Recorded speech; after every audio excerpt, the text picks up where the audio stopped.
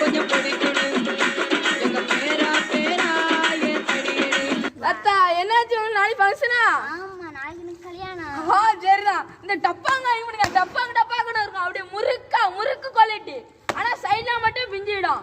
வாங்கிக்கோங்க. சிசியா நம்ம ஐட்டத்தை என்ன வெளியா எடுத்துட்டியா? டப்பு டப்பாங்க டப்பு டட்டாங்க. சூப்பர் பாரண்டினா போயிட்டாங்க. நம்ம கடை தான் எல்லாம். அடுத்த வாட்டி நம்ம கடை உங்க பேரனை கூட்டாங்க. மாமனாருக்கு ரத்த பதிப்பு உச்சக்கல்ல முன்ன கள்ள பறிப்பு ஃபீவர் வந்தா